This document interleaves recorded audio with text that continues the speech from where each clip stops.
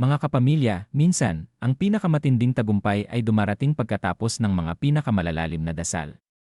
Iyan ang kwento ng Pinoy Big Brother, Celebrity Collab Edition Big Winner na si Brent Manalo, na sa wakas, ay natagpuan na ang kanyang ikalawang hininga sa mundo ng showbiz, sa isang exclusive at napakatapat na panayam sa Push Bets. Ibinahagi ni Brent ang emosyonal na yugto ng kanyang buhay bago siya pumasok sa bahay ni Kuya.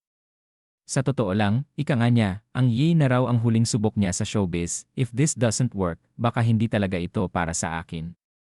Ilang taon siyang nakipaglaban, mula sa content creation, modeling, hanggang sa mga acting workshops sa Star Magic, pero tila laging humaharang ang kapalaran, habang halos lahat ay huminto noong pandemya, lalo namang lumalim ang krisis sa loob ni Brent.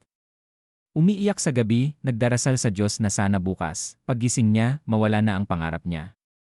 Hindi dahil sa ayaw na niya, kundi dahil sa sobrang pagod na sa paulit-ulit na pagtanggi. Pero hindi siya binitawan ng kanyang pangarap. At ngayon, narito siya, hindi lang bilang isang big winner, kundi isang patunay na lahat ng bagay ay may tamang panahon, at hindi pa diyan nagtatapos ang biyaya. Barely a month matapos ang Yee, heto't may pelikula agad siya, The Four Bad Boys and Me, na ipapalabas na sa July 31 sa ABS-CBN Entertainment Channel. At kung hindi pa sapat yan, kabilang rin siya sa lineup ng upcoming The Collab concert sa Araneta Coliseum sa August 10. Grabe ka, Brent, dito sa Manila, Filipino, hindi lang kami basta nagpapahayag ng balita. Ibinabahagi rin namin ang mga kwento ng pag-asa, katatagan, at paniniwala sa sarili.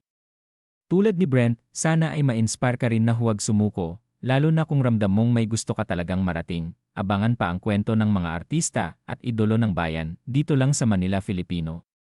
Ako si Anchor Name, at hanggang sa muli nating pagkikita, patuloy tayong magpakatotoo at magmahal sa sariling atin.